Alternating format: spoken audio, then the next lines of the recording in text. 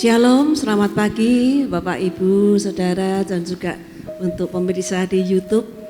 Mari kita akan bersama-sama, kita akan memberikan yang terbaik bagi Tuhan. Kita akan memberikan syukur kita di hadapan Tuhan.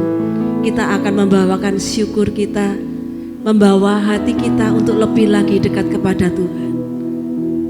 Terima kasih Tuhan. Terima kasih Tuhan. Terima kasih Tuhan. Kami akan membawakan syukur kami di hadapan-Mu Tuhan. Membawa tubuh jiwa roh kami di hadapan-Mu Tuhan. Memberikan yang terbaik hanya bagi Engkau.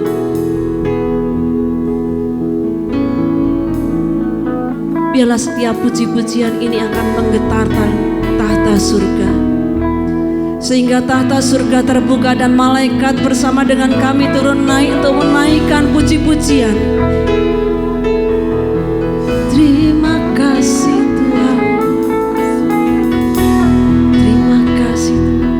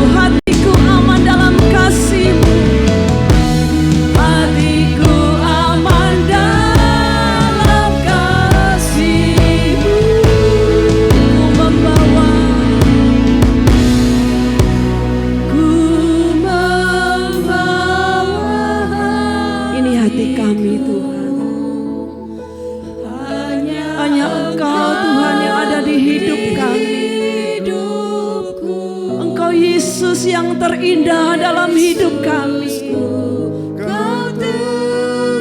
Biar selamanya kami menyembah-Mu di dalam roh dan kebenaran.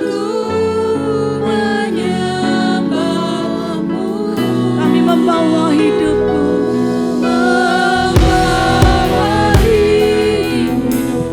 Inilah persembahan kami.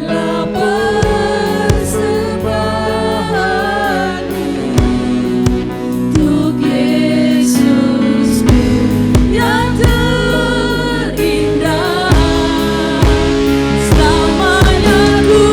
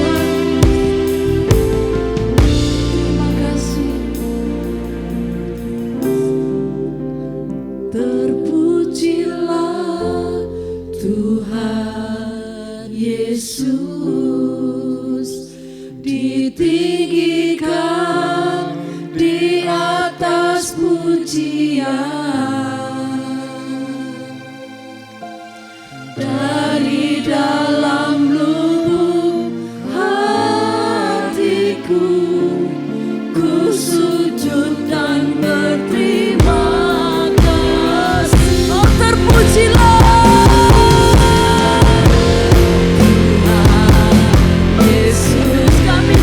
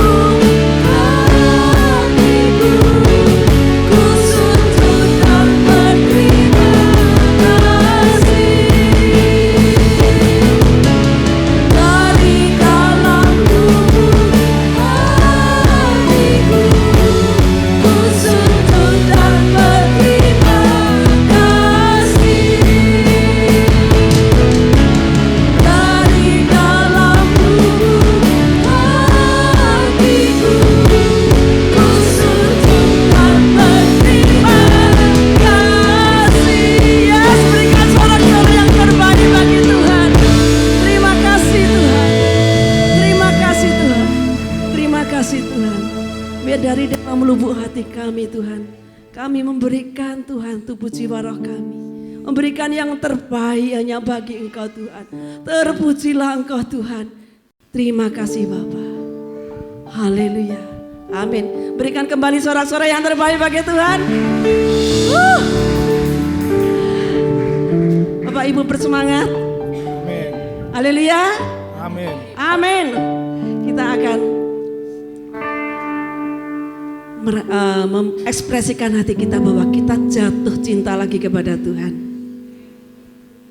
Karena di dalam kalau kita falling in love itu menggebu-gebu ya. Perasaan kita rasanya kepengen ketemu Tuhan. Kita akan ungkapkan hati kita pada Tuhan. Ku jatuh cinta padanya.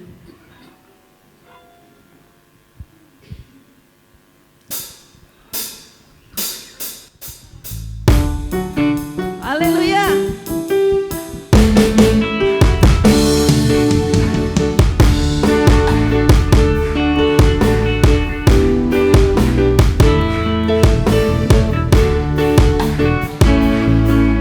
Jatuh cinta padanya, tambah dan dalam dan tambah dan dalam lagi.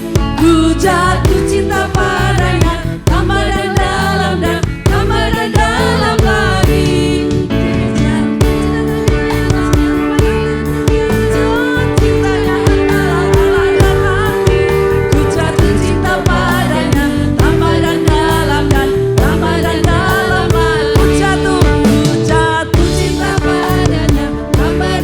Cinta sama Tuhan gimana? Berikan senyum yang terbaik buat Tuhan. Cinta padanya, tambah dan dalam dan tambah dan dalam lagi. Indah dan indahlah semakin indah. Oh, cintanya antara Allah dan aku.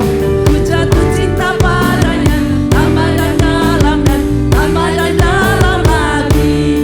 Hanya Yesus, hanya Yesus, hanya Yesus.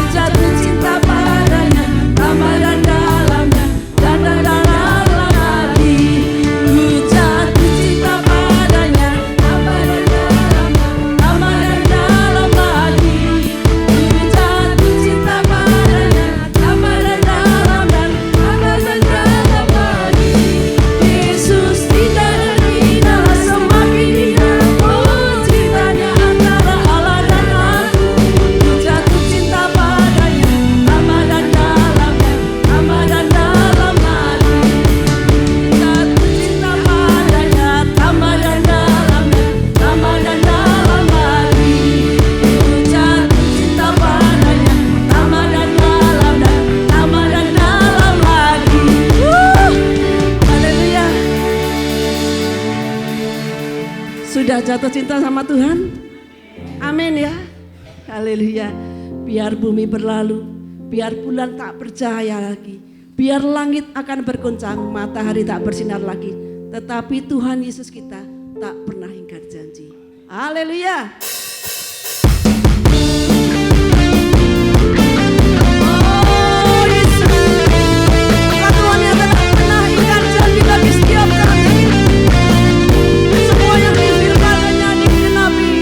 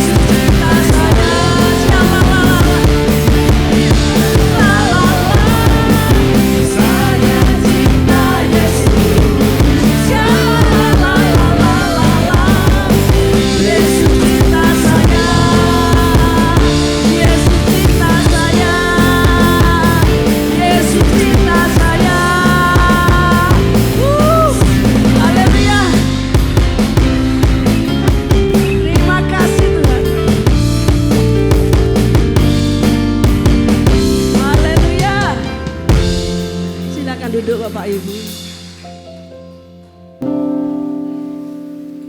Hanya dekat Allah saja kita tenang. Dan rasa tenang itu akan menyertai setiap jalan kita. Di sepanjang hidup kita, bersama berjalan dengan Allah, kita akan bersekutu dengan Dia.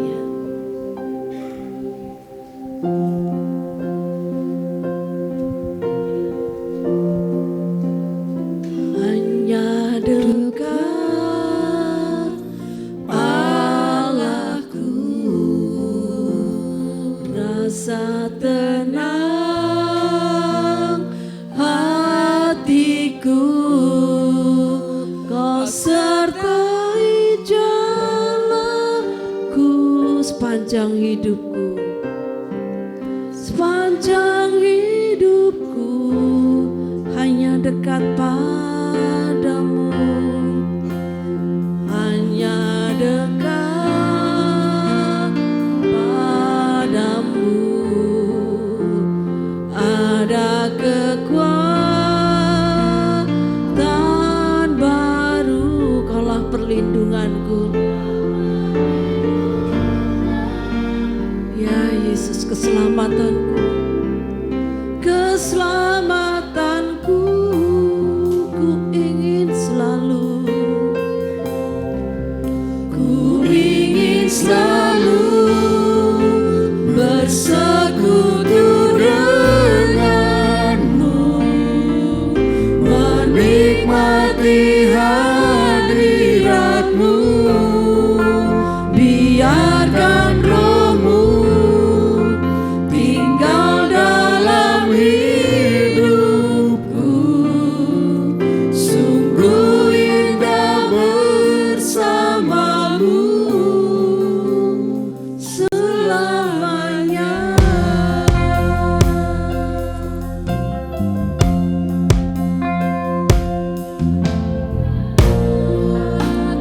Allahku, rasa tenang hatiku, Kau sertai jalanku,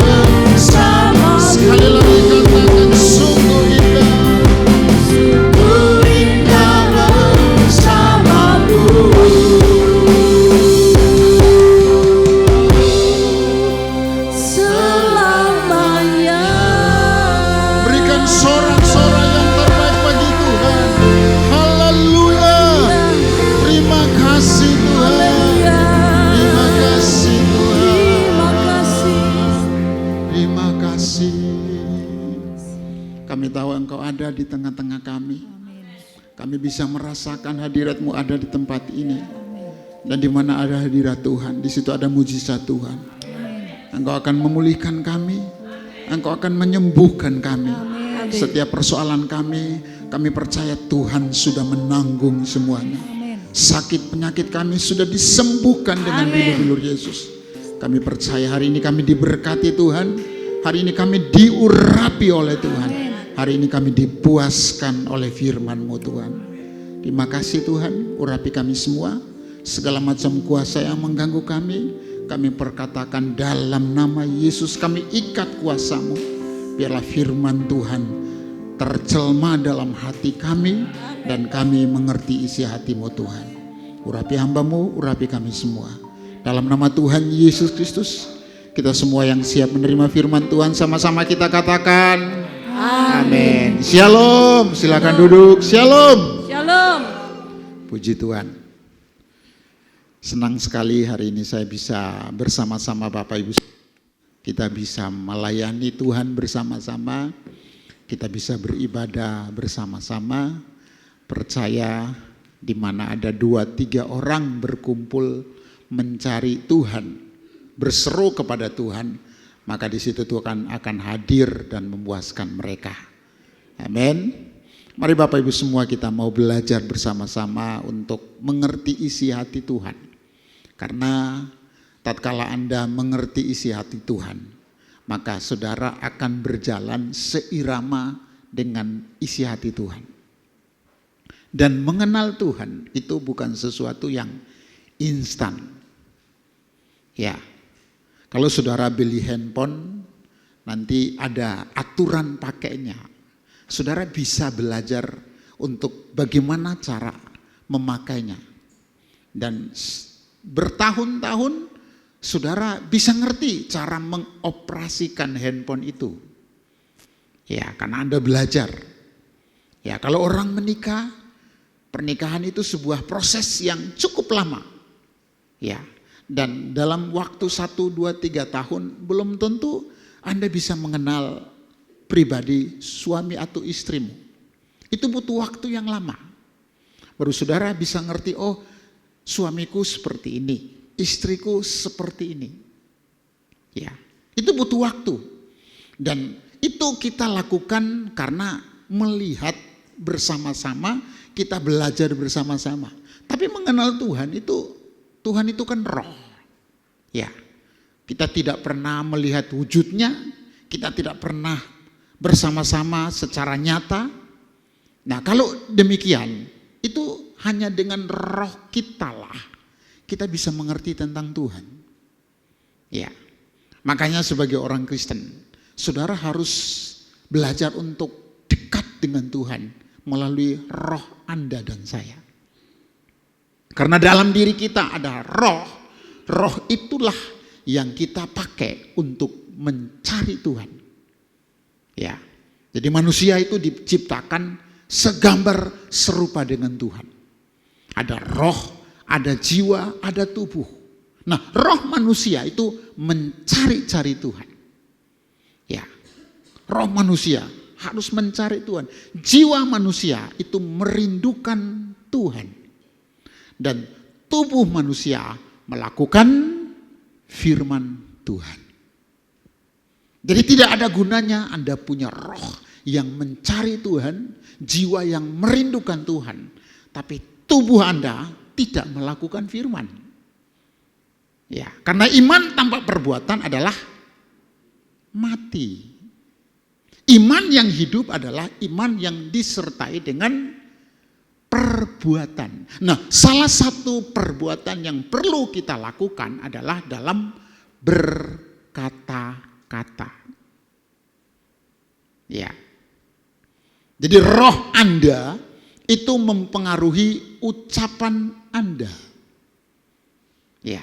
Jadi kita harus sempurna di dalam perkataan kita. Ya. Mari kita baca ayatnya dalam Yakobus pasal yang ketiga, ayat yang kedua. Ya. Sama-sama kita akan baca Yakobus pasal 3 ayat 2 1, 2, 3. Sebab kita semua bersalah dalam banyak hal. Barang siapa tidak bersalah dalam perkataannya, ia adalah orang sempurna yang dapat juga mengendalikan seluruh tubuhnya. Ya, barang siapa tidak bersalah dalam perkataannya, ia adalah apa? Orang sempurna. Jadi kesempurnaan kita itu tidak hanya dengan roh kita, tapi kesempurnaan kita itu harus juga dengan tubuh kita. Apa? Ngomong. Jangan ngomongnya yang kotor, ngomongnya yang jorok, ngomongnya yang membunuh iman orang lain. Tidak boleh, saudara. Kita harus belajar untuk menjaga mulut kita, sehingga apa yang kita perkatakan itu benar-benar menghidupkan iman orang lain. Ya, khususnya orang tua. Sebagai ayah dan ibu, saudara tiap hari menaburkan benih kepada anak-anakmu. Jangan sampai mulut kita berkata, kamu bodoh. Kalau kamu begini, nanti kamu enggak menikah. Nanti kamu begini, kamu umur pendek. Nanti kalau kamu begini, nanti usahamu gagal. Tidak boleh. Seringkali kita sebagai orang tua kurang mengendalikan mulut kita. Sehingga apa yang kita ucapkan kepada anak-anak kita itu bukan berkat tapi kutuk. Ya. Masih ingat, saudara, waktu saya kecil selalu diomongin yang jelek sama oma saya, sama keluarga saya. Kamu ini anak pungut, katanya. Kamu ini bodoh. Ya, itu terngiang-ngiang, saudara. Saya tidak bisa leluasa, bisa percaya diri, tidak bisa. Karena saya sudah diisi dengan kata-kata yang tidak baik. Ya, karena papa saya ya cuma mau punya anak, dia meninggalkan mama saya, tidak tanggung jawab, saya hidup di jalanan, selalu saya dengar kata-kata itu. Kamu bodoh, kamu anak sial, kamu anak haram. Selalu yang saya dengar begitu. Dan itu membentuk saya jadi jahat. Jadi baik atau tidak anakmu itu ditentukan oleh perkataan yang engkau ucapkan setiap hari kepada anakmu. Amin. Mari Bapak Ibu semua, bulan ini kita mau belajar. Ayo ngomongin yang baik sama anakmu, sama cucumu, sama mantumu, sama istrimu. Kamu istri yang baik, kamu suami yang baik. Saya percaya kamu bisa berubah. Jangan kalau salah Anda nudin, dasar, sial, nyesal aku milih kamu. Kadang-kadang kita tidak sadar ngomong seperti itu. Dan Tuhan katakan bahwa itu sesuatu yang tidak baik dan itu bisa membunuh iman dan karakter orang lain, saudara. Oleh sebab itu kita mau belajar untuk memperkatakan yang baik. Nah, kalau kita membaca Yakobus pasal 3, saya mereview sebentar tema kita. Kita melihat bahwa perkataan yang benar, sempurna dalam perkataan, itu tidak ada hubungannya dengan knowledge kita, pengetahuan kita, kecerdasan kita. Tapi perkataan yang sempurna itu ada hubungannya dengan apa? Dengan bagaimana kita punya integritas, bagaimana kita menguasai diri, bagaimana kita memperkatakan kata-kata yang baik sehingga itu bisa memberi nutrisi yang baik kepada iman orang lain. Ya. Jadi orang sempurna itu bukan berarti cuma pinter. Banyak orang pinter tapi tidak punya etika. Ya. Banyak orang kuliah nilainya jadi cum laude, bahkan semua cum laude. Tapi sifatnya wow. Nah, Tuhan tidak suka saudara. Saudara cuma pinter di dalam berilmu pengetahuan. Tapi Tuhan rindu kita juga pinter dalam mempraktekkan firman Tuhan. Oleh sebab itu hari ini kita mau belajar bersama-sama bagaimana kita memiliki kualitas hati yang baik sehingga kualitas ucapan kita itu juga baik. Amin. Saudara percaya itu? Sekarang tidak usah mikir bagaimana omongan Anda. Tapi sekarang yang saudara pikirkan, bagaimana hati saya. Banyak orang mau mengubah perkataan, tapi karena hatinya tidak baik, tidak bisa. Jadi saudara tidak bisa mengubah perkataanmu jadi baik kalau hatimu belum baik. Karena apa yang engkau ucapkan dari mulutmu itu keluar dari hati. Kenapa kita tidak bisa berubah? Karena yang kita pikirkan bagaimana saya bisa omongan saya baik. Kita lupa bahwa semua omongan kita, perkataan kita itu dari hati kita. Nah, mari saudara kita mau belajar bersama-sama untuk menjaga hati kita. Nah, kita baca saudara dalam 2 Korintus pasal 4 ayat 13. Sama-sama 2-3. Namun karena kami memiliki roh iman yang sama, seperti ada tertulis, aku percaya sebab itu aku berkata-kata, maka kami juga percaya dan sebab itu kami juga berkata-kata. Jadi roh iman kita yang baik itu menentukan ucapan kita. Ya, saya rindu roh kita itu dikuasai dengan Roh Kudus. Karena di saat rohmu dikuasai oleh Roh Kudus, engkau bisa berkata-kata seperti apa yang Roh Kudus taruh di dalam hatimu. Amin. Kita baca lagi Matius 5 ayat 22. 2-3. Siapapun yang berkata kepada saudaranya, kamu tolol, pantas berada di hadapan mahkamah agama. Dan siapapun yang berkata, kamu bodoh, pantas berada dalam neraka api. Jadi ingat, Tuhan tidak hanya menghakimi kita berdasarkan doktrin kita, tapi Tuhan menghakimi kita berdasarkan perbuatan kita. Surat Roma berkata begini, penghakiman Tuhan itu tidak pandang muka. Tuhan itu tidak peduli. Kamu pendeta, kamu jemaat, Tuhan tidak peduli. Penghakiman Tuhan itu ditentukan bagaimana perbuatan Anda dan saya. Kalau perbuatan Anda dan saya sesuai dengan firman Tuhan, maka sorga menjadi milik Anda dan saya.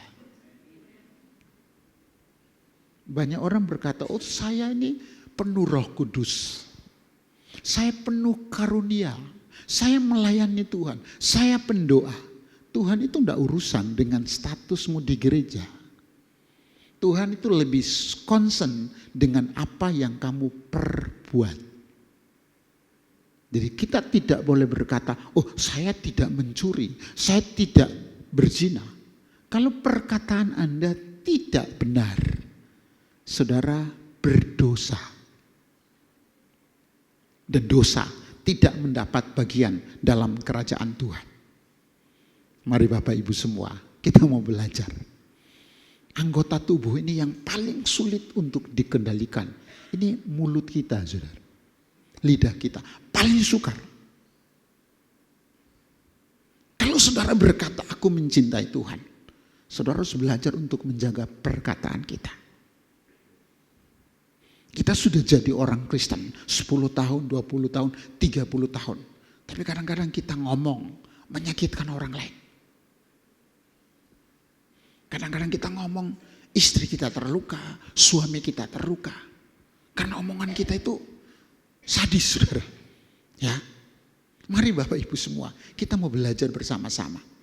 Ya, supaya kita menjadi orang-orang Kristen yang benar-benar sempurna dalam perkataan kita.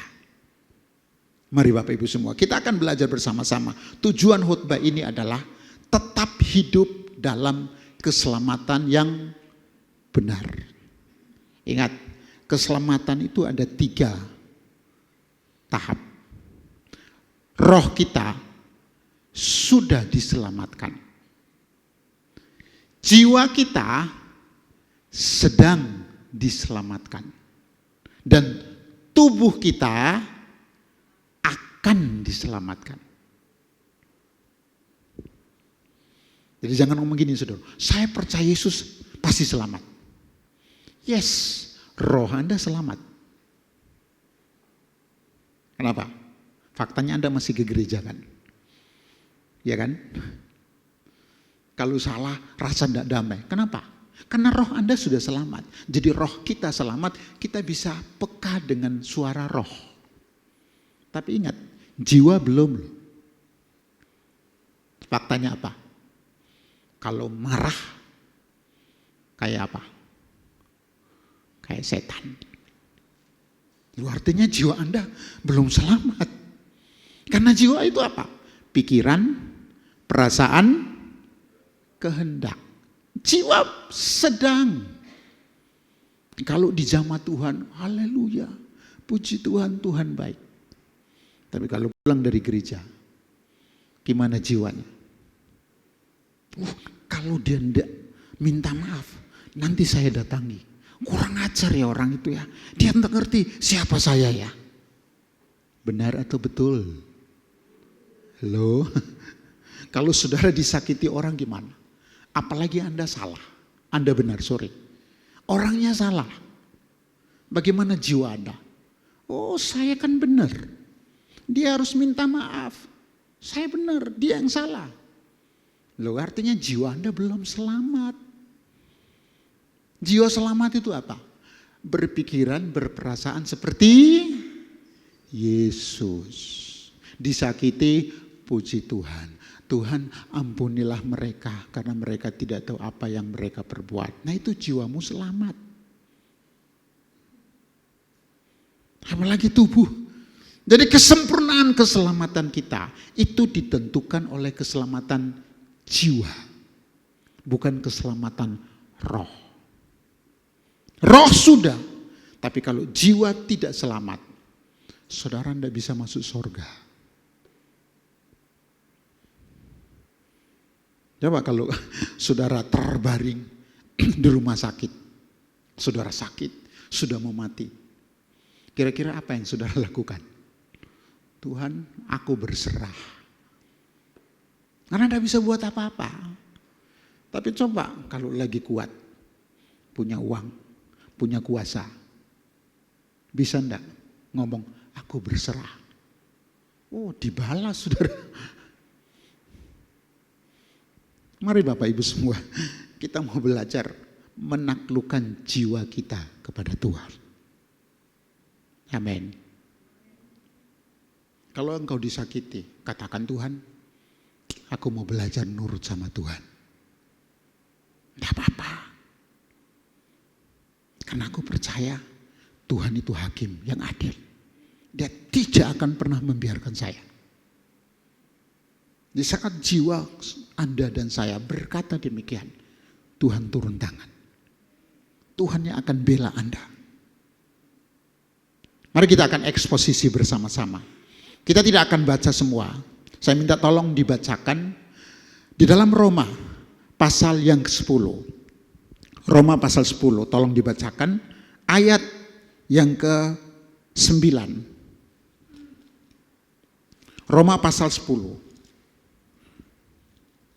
Begini firman Tuhan, sebab jika kamu mengaku dengan mulutmu bahwa Yesus adalah Tuhan dan percaya dalam hatimu bahwa Allah telah membangkitkan Dia dari antara orang mati, maka kamu akan diselamatkan. Ayat yang ke-10.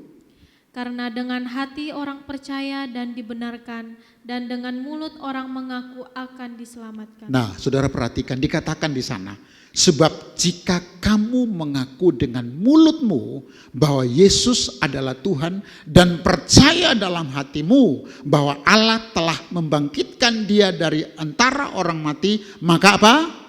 Kamu akan diselamatkan. Jadi yang bisa membuat saudara selamat itu mulut dan hati. Saudara mau selamat? Amin. Mulutmu harus ngaku. Halo. Kalau Anda salah, lebih cepat ngaku apa ditanya dulu? Halo? Kalau ditanya. Kalau enggak ditanya, enggak tahu. Enggak apa-apa. Halo, Tuhan tahu. Anda jangan berpikir, oh enggak ada yang tahu. Tidak apa-apa, saya berbuat dosa aja. Tuhan tahu loh. Loh, kenapa Tuhan tahu? Karena roh Anda tahu. Loh, kalau nyolong, ngomong, aku salah gitu loh. Tapi kebiasaan kita, kalau enggak ditanya, enggak mau ngaku. Mau pakai cara apapun, enggak. Loh, kita ini kan ada Roh Kudus. Amin. Loh, kalau ada Roh Kudus, saya yakin waktu Anda salah Roh Kudus ngomong enggak? Ngomong. Mari Bapak Ibu semua. Nah, yang pertama, apa yang saya temukan? Yang pertama, kualitas iman kita itu dilihat melalui ucapan kita. Kita baca ayat sebelumnya, Roma 10 ayat 8, sama-sama. 2, 3. Tetapi apakah katanya ini? Firman itu dekat kepadamu, yakni di dalam mulutmu dan di dalam hatimu. Itulah firman iman yang kami beritakan. Nah, kalau firman itu dekat di mana? Mulut dan hati. Nah, kalau firman itu di mulut dan hati, firman itu apa? Pribadi Yesus dong. Amin. Karena Tuhan katakannya, pada mulanya adalah firman. Firman itu bersama-sama dengan Allah dan firman itu adalah Allah. Nah, kalau kita melihat konteks ini jelas, Yesus itu di mana? Di mulut dan di hati. Jadi orang bisa melihat Yesus yang tidak kelihatan itu melalui apa? Mulut. Nah, jelas. Saudara jangan ngomong gini, buktikan kalau engkau Allah, turun dari salib ini. Buktikan kalau engkau Tuhan, mujizatmu terjadi. Tidak bisa saudara. Tuhan itu bukan Allah yang memenuruti perkataan saudara. Yang tidak ada kuasa firman. Waktu iblis mencoba Yesus, iblis ngomong apa? Kalau engkau anak Allah, ubahlah batu ini menjadi. Yesus bisa ngubah enggak? Bisa. Yesus bisa ngubah, tapi Yesus tidak mau. Karena Yesus tidak mencari kemuliaan manusia, tapi Yesus mencari kemuliaan Tuhan. Jadi iman dikatakan begini, dasar dari segala sesuatu yang kita harapkan dan bukti dari segala sesuatu yang tidak kita lihat. Tapi imanmu bisa dilihat orang enggak? Bisa, melalui apa? Ucapan. Nah, saya tuliskan di sana, saat kita menghadapi masalah, apa yang keluar dari mulut kita?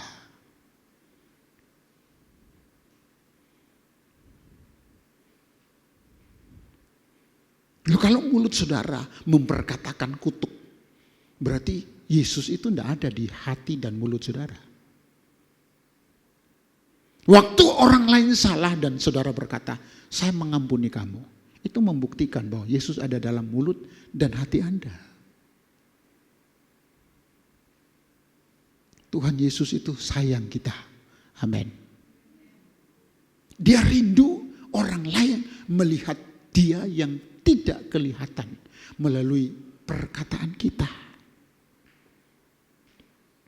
Jadi waktu saudara disakiti orang, dikhianati orang, dilukai perasaanmu, engkau harus berkata-kata seperti Yesus. Waktu Yesus disalib dan orang-orang ini menghujat, membunuh, meludahi, Yesus ngomong apa? Ampunilah mereka Bapa, karena mereka tidak tahu apa yang mereka berbuat. Sama dengan Stefanus. Waktu saudara membaca Kisah Para Rasul, Stefanus dirajam dengan batu. Dan Paulus ada di situ waktu Stefanus dirajam dengan batu. Stefanus ngomong apa? Ampunilah mereka Bapa, karena mereka tidak tahu apa yang mereka berbuat. Nah hari ini, kalau saudara mencintai Tuhan, di saat engkau disakiti orang, di saat engkau punya masalah dalam pernikahanmu, dalam rumah tanggamu, dalam bisnismu, coba katakan, Tuhan, aku percaya rencana Tuhan itu indah pada waktunya. Apa yang aku alami hari ini tidak sebanding dengan kemuliaan yang akan Tuhan beri kepada aku.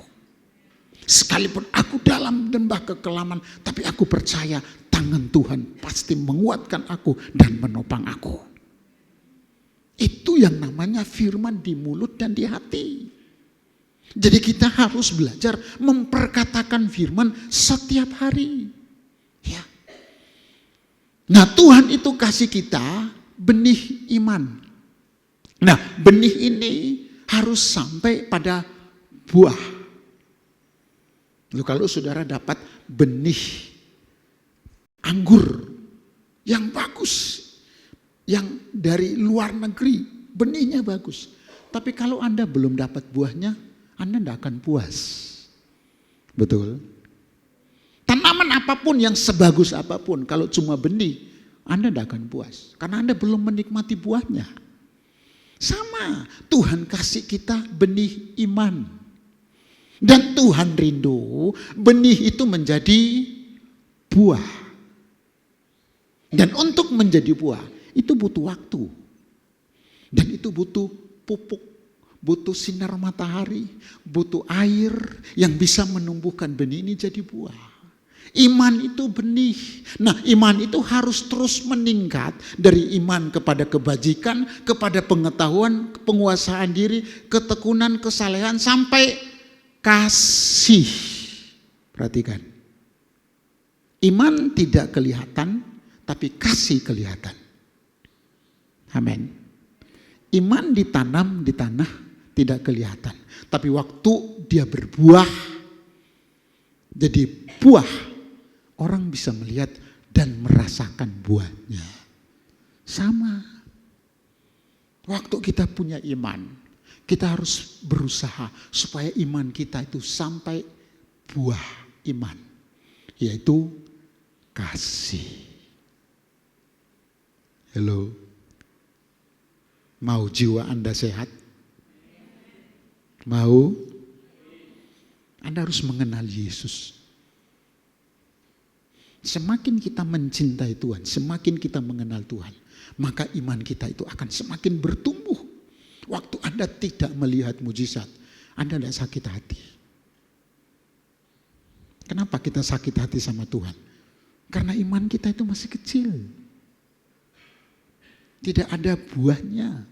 Kalau sudah ada buahnya, saudara mau ikut Tuhan, gimana perjalanan iman saudara? Anda akan tetap berkata, Tuhanku dahsyat, Tuhanku luar biasa. Dia tidak akan pernah meninggalkan aku, dia tidak akan pernah membiarkan aku sendiri.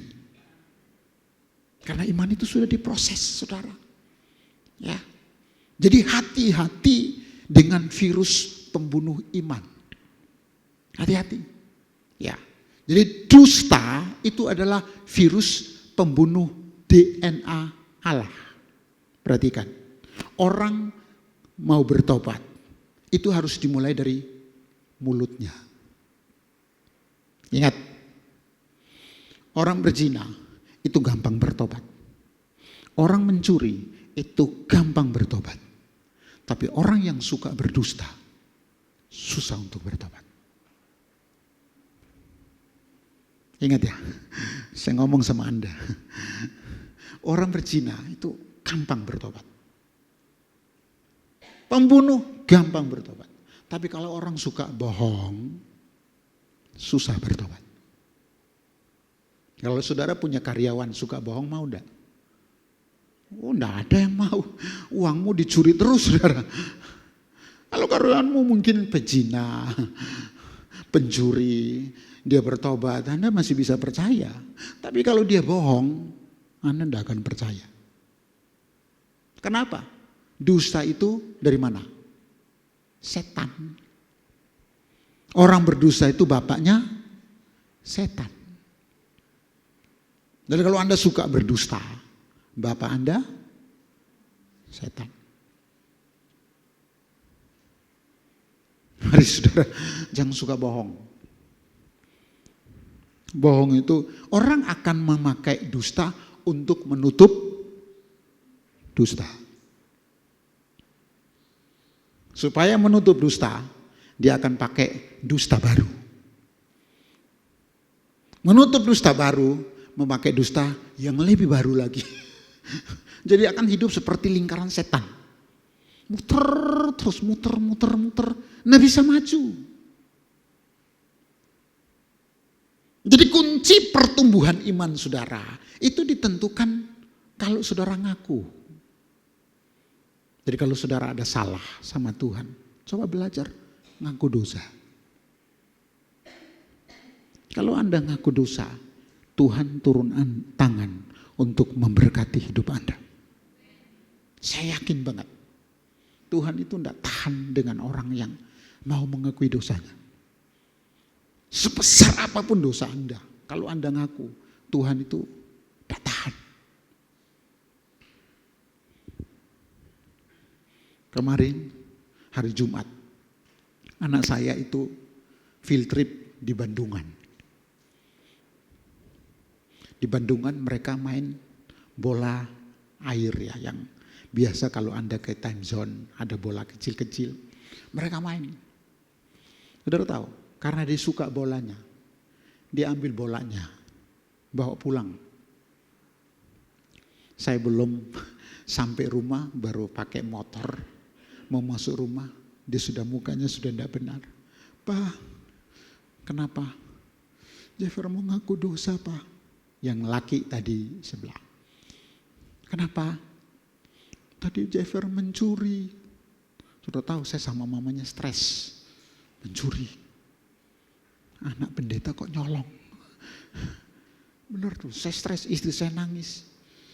Bola kecil loh saudara, bola yang harga ya satu plastik itu mungkin 15.000 atau 10.000. Lalu saya belikan bola di rumah itu yang besar, yang 50, yang 70 sampai 100. Kok dia ngambil bola yang kecil? Saya panggil, masuk kamar. Dia tahu, dia masuk kamar, nangis. Tuhan Yesus ampuni Jeffer, Jeffer salah, Jeffer mencuri bola. Sudah tahu, saya sebagai orang tua, saya nangis saudara. Tuhan Yesus ampuni Jeffer. Jeffer janji, Jeffer tidak mau mencuri bola lagi. Saya tanya, kenapa kamu curi bolanya? Pak, bolanya bagus. Namanya anak-anak ya saudara. Saya itu malu banget sama misnya. Istri saya sampai WA, Miss, maaf Miss, anak saya tidak biasa gitu. Saya tanya, kenapa kamu ngambil? Pak, bolanya bagus. Pak, Jeffer janji. Saya tanya, hukumannya apa? Ya, Jeffer tidak mau. Jeffer janji. Jeffer tidak akan main handphone lagi. Sampai hari ini tidak pegang handphone. Saudara sebagai orang tua, lihat anakmu salah ngaku, saudara hatimu hancur. Apalagi Tuhan. Amin. Tuhan itu tidak tahan. Lihat orang salah terus ngaku. Tuhan jatuh hati sama saudara. Nah, sudah salah, ngeyel lagi. Waduh. Saya ini dosen saudara, saya ngajar di kampus. Saya paling tidak suka kalau mahasiswa maaf. Sudah salah, IQ-nya sudah rendah, sombong lagi. Aduh.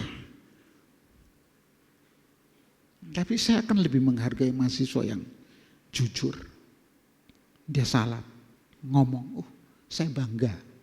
Karena ingat, kepintaranmu tidak akan membuat engkau berhasil.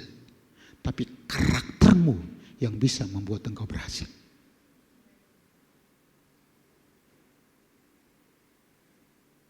Mari kita mau belajar untuk ngaku dosa kalau kita salah. Nah di saat masalah, Dan tantangan hidup yang berat, belajar untuk mengakui dosa dan hati-hati dengan ucapan kita.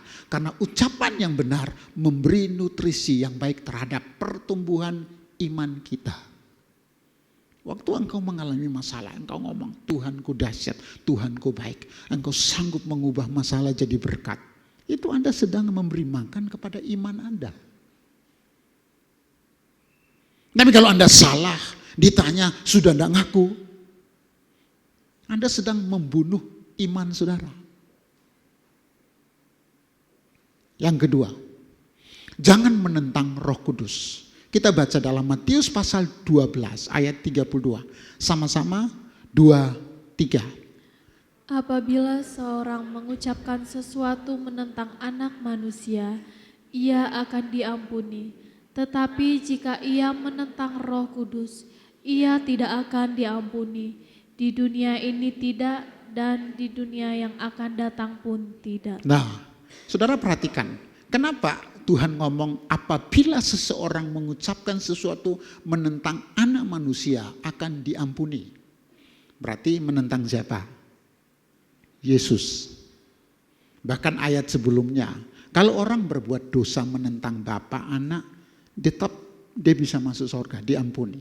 Tapi kalau dia menentang Roh Kudus, ia tidak akan diampuni. Kenapa saudara? Halo? Ada yang tahu? Saudara perhatikan. Dalam Injil Yohanes ngomong di sini. Ngomong gini, Roh Kudus itu tugasnya apa? Menginsafkan manusia akan dosa, kebenaran, dan penghakiman. Jadi kalau dia menentang Allah, menentang Yesus, masih ada kesempatan. Roh Kudus bisa buat dia bertobat. Tapi kalau dia sudah menentang Roh Kudus, berarti dia tidak akan mungkin bertobat. Itu maksud Tuhan. Jadi dosa apapun yang kita lakukan terhadap Allah Bapa, Anak, masih bisa diampuni. Tapi kalau saudara melakukan dosa terhadap Roh Kudus, saudara tidak bisa diampuni. Karena Roh Kudus yang bisa menginsafkan manusia akan dosa. Itu maksud Tuhan. Nah, kita baca dalam Alkitab, dalam Kisah Para Rasul. Tolong dibacakan Kisah Para Rasul pasal 5 ayat 3 sampai 4. Sudah saya tulis, tetapi Petrus berkata, Ananias, mengapa hatimu dikuasai iblis sehingga engkau mendustai Roh Kudus dan menahan sebagian dari hasil penjualan tanah itu? Selama tanah itu tidak dijual, bukankah itu tetap kepunyaanmu? Dan setelah dijual, bukankah hasilnya itu tetap dalam kuasamu? Mengapa engkau merencanakan perbuatan itu dalam hatimu? Engkau bukan mendustai manusia, tetapi mendustai Allah. Nah, perhatikan. Roh Kudus itu Allah. Jadi doktrin yang berkata bahwa Allah itu cuma satu. Tidak benar. Allah itu 3 pribadi. Allah Bapa, Anak Allah, dan Roh Kudus. Jelas ayatnya. Jadi waktu orang itu berdusta, dia melawan siapa? Roh Kudus. Nah, Roh Kudus itu pribadi Allah. Roh Kudus itu punya perasaan. Perhatikan, kita seringkali harus diakui, kita lebih menghormati Allah Bapa, Anak Allah daripada Roh Kudus. Padahal 3 pribadi ini harus sama-sama kita hormati. Kita lebih menghormati Yesus karena Yesus sudah mati bagi kita. Kita kurang menghormati Roh Kudus. Faktanya apa? Waktu Roh Kudus ngomong, ampuni. Saudara ngomong apa? Wah, hati saya sakit. Terlalu sadis perbuatannya terhadap saya. Nah, padahal Roh Kudus ngomong. Nah, kalau Roh Kudus ngomong, Anda harus berani, yes, aku mau ampuni. Itu namanya kita menghormati Roh Kudus. Nah, banyak orang kurang menghormati Roh Kudus. Ingat, ada dosa yang mendatangkan maut, dan ada dosa yang tidak mendatangkan maut. Di mana ayatnya? Tolong dibacakan. 1 Yohanes pasal 5 ayat 16 sampai 17.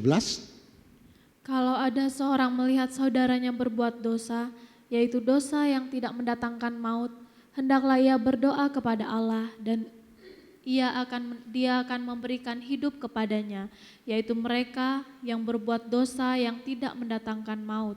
Ada dosa yang mendatangkan maut, tentang itu tidak kukatakan bahwa ia harus berdoa. Semua kejahatan adalah dosa, tetapi dosa yang tidak mendatangkan maut. Tetapi ada dosa yang tidak mendatangkan maut. Di sini jelas ya. Jadi orang berzina masih bisa selamat. Kalau dia bertobat. Orang mencuri masih bisa selamat enggak? Bisa selamat. Tapi kalau dia berbuat dosa yang mendatangkan maut, dikatakan di sana, ada dosa yang mendatangkan maut. Tentang itu tidak kukatakan bahwa ia harus berdoa. Ingat, saudara mau doa gimana pun kepada orang lain, tapi kalau dia menentang Roh Kudus, susah orang itu bertobat. Kita bisa mendoakan orang sakit sembuh, bahkan mati bisa bangkit. Bisa. Tapi kalau orang yang sedang menentang Roh Kudus, tidak mau percaya dengan Roh Kudus, Tuhan katakan bahwa susah orang itu bisa bertobat. Jadi ingat, hari ini kita mau belajar ya. Semua dosa itu bisa bertobat dan selamat. Tapi ada satu dosa yang mana orang itu tidak bisa bertobat. Siapa misalnya? Yudas. Kenapa Yudas tidak bisa selamat? Karena dia tidak mau mengakui dosanya. Petrus, kenapa saudara? Dia mengangkal Tuhan Yesus. Aku tidak kenal dia, tapi selamat. Karena dia tidak menentang Roh Kudus. Contoh lain siapa? Firaun. Firaun itu menentang Roh Kudus. Sudah dikatakan berkali-kali sama Musa bahwa kalau kamu melepaskan umatku dari tempat perbudakan ini, aku menyembuhkan engkau. Aku akan melakukan mujizat. Ya, berdoa untuk saya. Tuhan kasih reda, dia berdosa lagi. Sampai akhirnya Tuhan ngomong apa? Aku mengeraskan hati Firaun. Nah, orang pakai ayat ini berkata, oh Tuhan yang keraskan. No, bukan Tuhan yang keraskan. Dia yang mengeraskan hatinya sampai Tuhan buat jadi keras. Mari Bapak Ibu semua, kalau Roh Kudus sedang berbicara kepada Anda dan saya, cepat bertobat. Kalau hari ini Roh Kudus berbicara kepada Anda, ada dosa yang engkau tutupi, engkau sembunyikan, istrimu tidak tahu, suamimu tidak tahu, pendeta tidak tahu. Ingat, engkau dan Tuhan tahu. Kalau engkau tidak mau mengakui dosa itu, suatu saat hatimu akan keras dan engkau akan binasa. Roh Kudus jangan didukakan. Seringkali Roh Kudus ngomong ke kita, ayo ngaku dosa. Apalagi kita hamba-hamba Tuhan. Halo, saya pendeta, Anda worship leader, singers, pemain musik. Kalau engkau berbuat dosa, terus hidup dalam dosa sambil melayani. Aduh. Apa yang engkau akan lakukan kepada jemaat? Halo, kita pelayan Tuhan, pendeta, pengkhotbah, worship leader, singer, pemain musik. Kalau engkau salah, cepat ngaku. Cepat. Kalau kamu tidak ngaku, kamu akan jadi caloknya sorga. Engkau teriak, sorga, sorga, sorga. Banyak orang ke sorga. Kamu tidak ke sorga. Roh apa yang akan Anda transfer, impartasi kepada jemaat kalau kita tidak ngaku dosa? Mari Bapak Ibu semua. Pornografi yang masih muda-muda. Ya. Macam-macam saudara. Pacaran belum menikah sudah tidur. Mana tahan katanya. Enggak apa-apa, nanti saya nikahi kamu juga kok.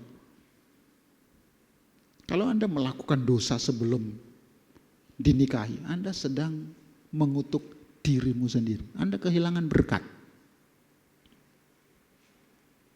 Bagi anak-anak muda, mari. Kalau engkau salah, cepat minta ampun kepada Tuhan. Yang terakhir. Hati adalah gudang. Matius pasal 12 ayat 34 sampai 35. Tolong dibacakan. Hai kamu keturunan ular beludak, bagaimanakah kamu dapat mengucapkan hal-hal yang baik, sedangkan kamu sendiri jahat? Karena yang diucapkan mulut meluap dari hati. Orang yang baik mengeluarkan hal-hal yang baik dari perbendaharaannya yang baik. Dan orang yang jahat mengeluarkan hal-hal yang jahat dari perbendaharaannya yang jahat. Amin. Saudara perhatikan, dikatakan karena yang diucapkan mulut meluap dari hati. Orang yang baik, perhatikan, mengeluarkan hal-hal yang baik dari perbendaharaannya yang baik. Dan orang yang jahat mengeluarkan hal-hal yang jahat dari perbendaharaannya yang jahat. Jadi hati manusia ini gudang, tempat engkau menyimpan yang baik atau yang jahat. Jadi kalau hati Anda dan saya tiap hari diisi dengan hal yang baik, maka yang buruk, yang tidak baik akan dengan sendirinya tereliminasi. Bukankah Yeremia katakan begini saudara, dalam Alkitab Nabi Yeremia katakan bahwa betapa liciknya hati manusia, lebih licik dari segala sesuatu. Loh, hati kita mungkin licik, tapi kalau engkau isi dengan firman setiap hari, hatimu yang tidak baik itu bisa berubah. Amin. Makanya kalau saudara mau suamimu berubah, suruh baca Alkitab tiap hari, tidak usah diomelin. Kalau tidak ngajak, yuk baca Alkitab. Kalau kamu mau istrimu berubah, suruh baca Alkitab setiap hari. Kalau kamu mau anakmu berubah, suruh baca Alkitab setiap hari. Tidak ada jalan lain. Apapun nasihat saudara, apapun metode disiplin saudara, itu tidak bisa mengubah orang kalau hatinya tidak diisi dengan firman. Serius. Anda mau panggil konselor hebat bagaimanapun, konselornya datang 1 minggu dia bertobat, besok ngulang lagi. Kalau hatinya tidak diisi dengan firman. Tapi waktu hatinya diisi dengan firman, saudara tahu, cepat atau lambat dia bisa berubah. Loh, saya ini enggak usah contohin orang lain loh saudara. Diri saya sendiri. Saya ini kan dulu jahat. Saya ini preman saudara. Pecandu narkoba, pembunuh. Tiap hari kerjaan saya apa saudara? Mukulin orang. Tiada hari tanpa saya mukulin orang. Saudara tahu? Suka cari gara-gara saudara. Kenapa? Pingin mati. Tapi kok enggak ada yang berani bunuh saya saudara. Kepingin mati saudara. Setiap hari saya cari gara-gara. Karena stres. Hidup itu rasanya papa kayak gitu, mama kayak gitu, orang kayak gitu. Rasanya enggak ada gunanya hidup saudara. Tiap hari yang saya kerjakan cari musuh. Enggak ada yang berani saudara. Sampai saya itu minum Destron sama Sprite. Bunuh diri saudara. 1 hari, 1 malam 2 hari. Saya mabuk ketawa-ketawa sendiri saudara. Saya kira saya udah mati saudara. Hari ketiga hidup lagi.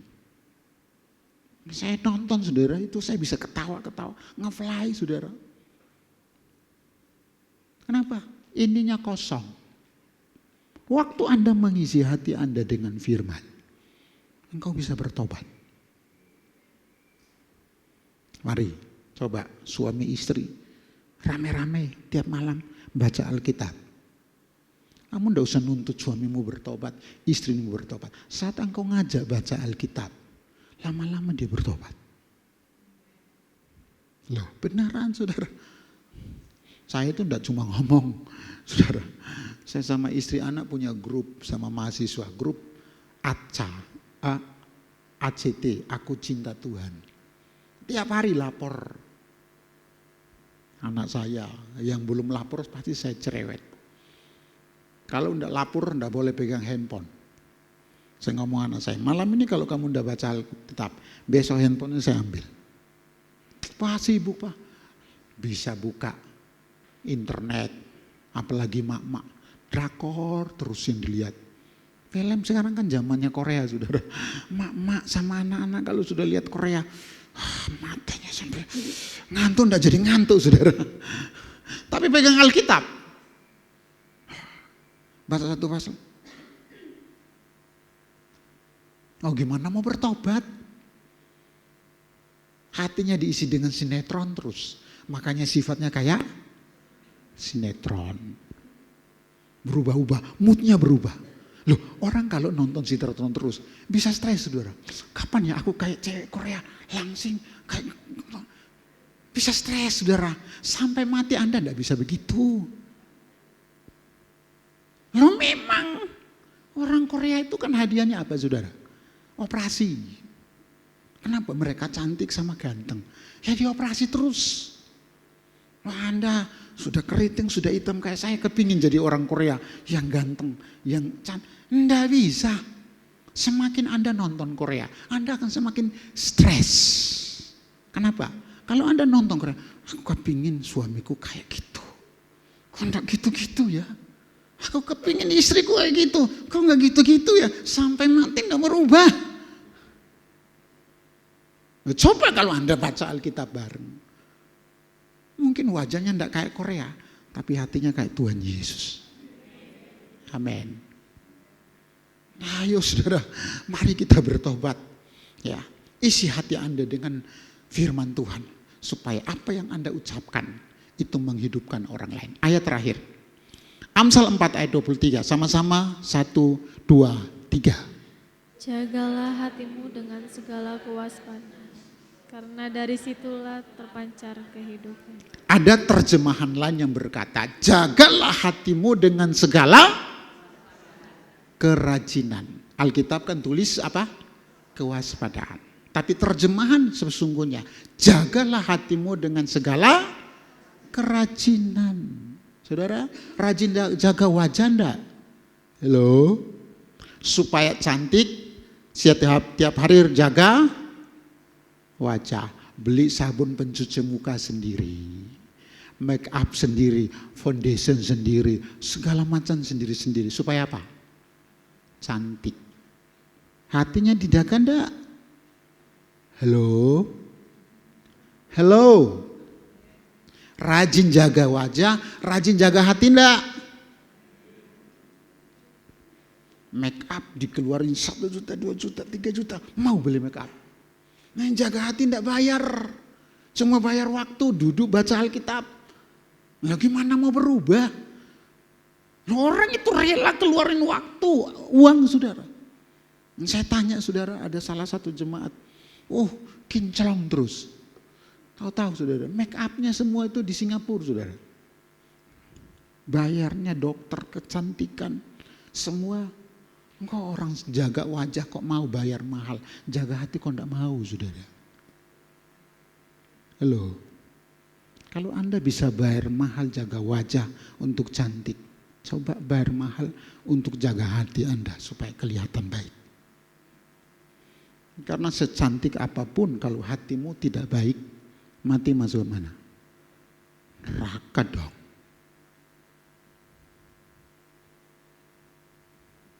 Mari Bapak Ibu semua, kita mau bertobat. Engkau boleh jaga penampilan. Tapi kalau engkau tidak jaga hati, nol. Tidak ada gunanya.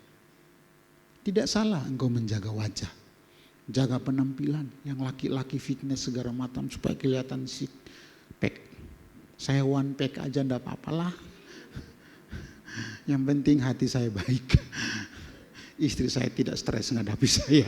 Anak saya tidak stres. Anda mau six-pack tapi istrimu stres tiap hari. Umur pendek dia, saudara. Mari kita mau datang kepada Tuhan. Haleluya. Kita nyanyikan sebuah pujian. Pujian baru. Mungkin saudara pernah dengar, apa mungkin sudah viral lagunya. Walaupun gunung tidak berpindah.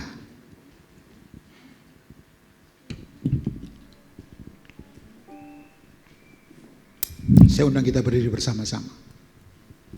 Haleluya. Kita mau nyanyikan pujian ini. Haleluya. Mari rasakan hadirat Tuhan. Ada Tuhan di tempat ini. Percaya Tuhan sanggup melakukan keajaiban dalam hidupmu. Terima kasih Tuhan. Imanku bertanya, apakah masih ada harapan melewati tangisan, rasa sesak di dada? Imanku berkata Tuhanku yang pegang kendali. Imanku berkata Tuhanku yang pegang kuasa. Dia selalu bekerja meski mataku tak melihat, walaupun gunung itu tak berpindah. Amin. Tetap percaya Kau yang punya kuasa.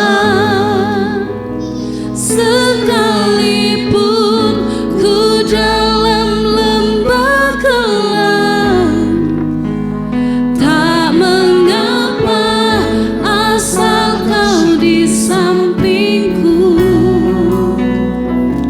Walaupun masalahku masih ada, tetap percaya rencanamu terindah. Pribadimu takkan pernah berubah. Iman yang aku pegang padamu Tuhan yang setia. Jiwaku bertanya, apakah masih ada harapan? Jiwaku bertanya, Mari nyanyikan dengan segenap hatimu. apakah Yes. masih ada harapan Amin. melewati tangisan, rasa sesak di dada. Imanku berkata Tuhanku yang pegang kuasa. Imanku Amin. berkata Amin. Amin. Kami percaya dengan iman Tuhanku kami. yang pegang kuasa. Dia selalu bekerja meski mataku tak melihat, walaupun gunung itu tak berpindah. Amin. Kasih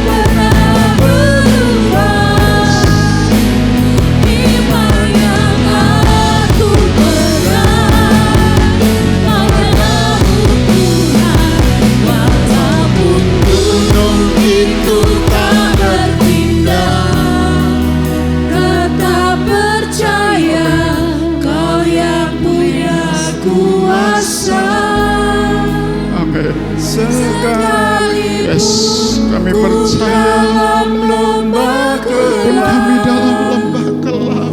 tak mengapa asal kau di sampingku. Walaupun masalahku masih ada, Kami percaya Engkau ada bersama tetap kami. percaya Yes. rencanamu terindah. Pribadi Engkau tidak akan pernah berubah. Walaupun masalah kami masih ada, Engkau tetap Allah yang mengasihi kami. Yang aku Yes. Padamu Tuhan, Yes. gunung itu tak berpindah. Mari rasakan hadirat Tuhan. Rasakan ada Tuhan di tempat ini. Amin, amin, amin, amin. Yes, terima kasih. Amin.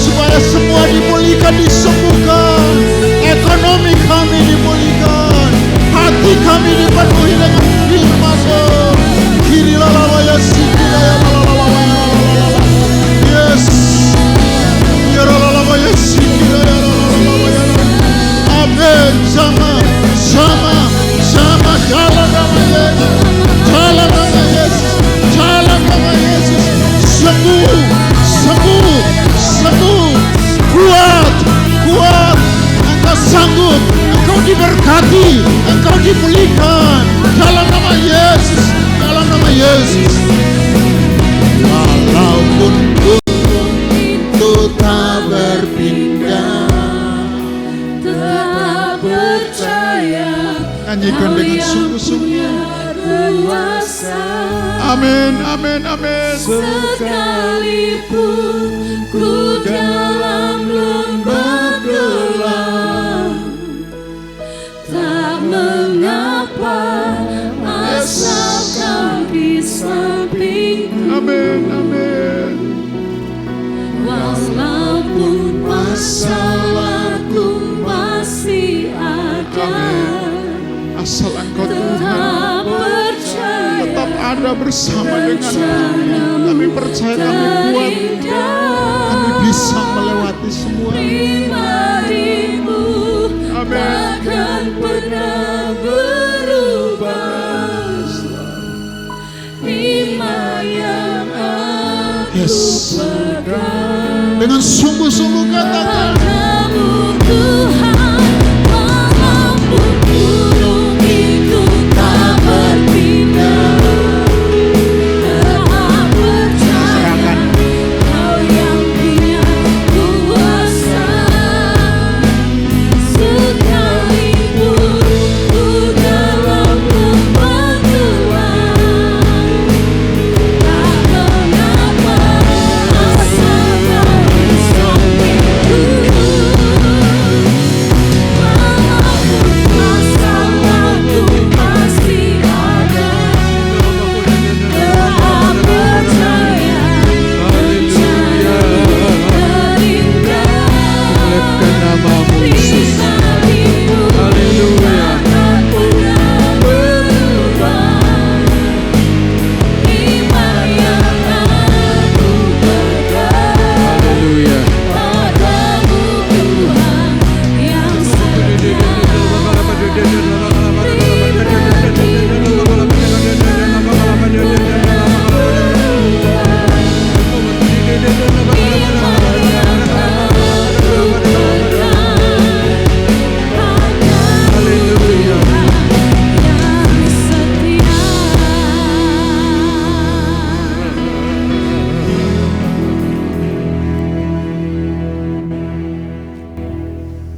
Haleluya, kumuliakan namamu Tuhan. Kami ingin terus berbakti kepada Engkau, dan bertambah-tambah hari kami ingin lebih lagi tambah iman kepada Engkau. Biarlah hidup kami terus tertuju kepadamu. Tuhan, kami tahu di dalam kehidupan kami, anak-anak-Mu masing-masing, seringkali menghadapi masalah, seringkali hal-hal yang kami hadapi seolah-olah tidak bisa kami tuntaskan, kami selesaikan. Tetapi ketika kami mengingat firman-Mu, itu yang menguatkan kami. Karena firman-Mu berkata tidak ada hal yang mustahil di dalam Engkau. Maka dari itu tidak ada hal yang mustahil juga di dalam kehidupan kami. Maka apapun yang kami hadapi, kami akan menghadapi bersama Yesus, bersama Roh Kudus. Dan Engkau sudah menjadikan kami menjadi pemenang-pemenang. Maka dari itu kami pasti menjadi pemenang, bahkan lebih dari pemenang. Segala masalah, sakit penyakit, masalah rumah tangga, masalah pekerjaan, masalah hidup, kami bawa di bawah kaki-Mu. Dan kami pasti mempunyai jalan keluar bersama dengan Roh Kudus. Tuhan, pagi ini kami kembali diberi pengajaran bahwa kami harus menjaga mulut bibir kami yang keluar dari hati kami. Dan biarlah apa yang keluar dari hati kami adalah perbendaharaan apa yang ada, yaitu firman Tuhan. Boleh menjadi berkat, boleh menjadi kata-kata yang manis, boleh menjadi kata-kata yang membangun, dan hidup kami berharga di mata-Mu. Terpuji nama-Mu Tuhan. Pelihara hidup kami, seluruh jemaat yang ada, sehingga kami tidak ada yang menista Engkau, tidak ada yang mendukakan Roh Kudus, tidak ada yang tidak percaya, tetapi kami menambahkan kepercayaan kami kepada Engkau. Tuhan, tolong sehingga hidup kami tidak gagal, tidak sia-sia, dan tidak dinilai terlambat. Dan biarlah apa yang kami terima, kami simpan di dalam hati, dan kami boleh nyatakan kepada dunia ini bahwa siapa yang kami sembah adalah Allah yang hidup. Memberkati Tuhan, hamba-Mu yang sudah menyampaikan. Pakai dia lebih lagi Tuhan, untuk menyatakan firman-Mu, boleh menjadi alat bagi kemuliaan nama-Mu. Sebagai dosen, sebagai gembala, sebagai pengajar, Engkau tambahkan hikmat, Engkau tambahkan karunia, sehingga nama-Mu dipermuliakan. Terpuji nama-Mu Tuhan, kami serahkan semuanya di dalam nama Tuhan Yesus Kristus kami berdoa. Amin. Puji nama Tuhan. Mari kita berdiri bersama-sama, kita akan akhiri ibadah kita akan menutup dalam doa. Terima kasih, kami bersyukur kalau hari ini kami boleh diizinkan Tuhan untuk menikmati suasana sorga di tempat ini. Kami boleh merasakan hadirat-Mu memenuhi kami. Kami boleh merasakan firman-Mu menjamah dan mengubah hati kami. Kami percaya suasana ini akan kami bawa pulang ke rumah kami, di tempat kami bekerja, di dalam rumah tangga kami, dimanapun kami berada. Biar Tuhan terus memimpin kami, menjaga kami, sehingga semakin hari Tuhan, hidup kami semakin serupa dengan Engkau. Terima kasih, berkati umat-Mu yang hari ini, mereka mungkin mengalami sakit penyakit dalam pergumulan. Mungkin anak-anak mereka di dalam sekolah mereka membutuhkan biaya. Kami berdoa Tuhan tolong jamah mereka. Biarlah kiranya Tuhan Engkau menjamah apapun sakit penyakit mereka, apapun pergumulan mereka. Kami berdoa Tuhan yang tahu dan Tuhan yang punya cara yang ajaib untuk menolong mereka, untuk menyembuhkan dan memberkati mereka. Kami berdoa juga untuk anak-anak sekolah Tuhan, di mana mereka mungkin di sekolah mengalami masalah dalam pendidikan, dalam biaya juga Tuhan tolong. Engkau buka jalan supaya anak-anak ini bisa menjadi saksi Tuhan di sekolah mereka. Sampai ke tingkat tertinggi universitas mungkin Tuhan tolong berkati mereka. Biar masa depan mereka menjadi anak-anak yang memuliakan Engkau Tuhan. Kami memberkati juga bangsa kami, bangsa Indonesia ini. Tuhan tolong biar kondisi keamanan, perekonomian dan pemerintahan ini menjadi pemerintahan yang takut akan Tuhan. Kami berkata dalam nama Yesus ekonomi bangsa ini dipulihkan oleh Tuhan. Dalam nama Tuhan Yesus bangsa ini aman. Tidak ada kerusuhan, tidak ada kekacauan, tidak ada bencana. Lindungi bangsa ini Tuhan. Kami berdoa juga untuk usaha pekerjaan bisnis umat-Mu Tuhan. Mungkin hari-hari ini ekonomi sedang lesu, tapi kami percaya Tuhan punya 1001 macam cara untuk menolong mereka dalam rumah tangga mereka, pekerjaan mereka. Kami berdoa juga untuk anak-anak yatim piatu, duda janda, fakir miskin, anak-anak terlantar, orang-orang yang saat ini membutuhkan Tuhan, membutuhkan pertolongan-Mu Tuhan. Kami berdoa dalam nama Yesus, Tuhan tolong mereka. Secara khusus Tuhan kami berdoa juga untuk Bapak Gembala dan Ibu Gembala dan keluarga besar hamba-Mu yang saat ini tidak bersama-sama dengan kami. Kami berdoa dimanapun mereka berada, Tuhan tolong jagai, lindungi mereka. Perjalanan mereka pergi dan pulang disertai dilindungi oleh Tuhan. Biar mereka jadi berkat, nama Tuhan dipuji dan dimuliakan. Kami berdoa juga untuk saudara-saudara kami yang berulang tahun. Kami berdoa untuk Sharon, kami berdoa untuk Christina, kami berdoa untuk Novi, kami berdoa juga untuk Bapak Beni Susanto Tuhan. Dalam nama Yesus, nama-nama ini kami memberkati mereka dengan berkat jasmani, berkat rohani, berkat umur panjang, berkat pengenalan akan Tuhan mengalir atas hidup mereka. Sehingga dimanapun mereka berada, kemanapun mereka pergi, mujizat Tuhan menyertai mereka. Mari Bapak Ibu semua tadahkan tanganmu kepada Tuhan. Pulanglah dengan membawa berkat dari Allah Bapa, cinta kasih daripada Tuhan kita Yesus Kristus, dan persekutuan dengan Roh Kudus. Tuhan memberkati engkau dan melindungi engkau. Tuhan menyinari engkau dengan wajahnya dan memberi engkau kasih karunia. Dan Tuhan menghadapkan wajahnya kepadamu dan memberi engkau damai sejahtera. Mulai pagi hari ini sampai selama-lamanya. Dan kita semua yang sudah diberkati Tuhan, sama-sama kita katakan amin.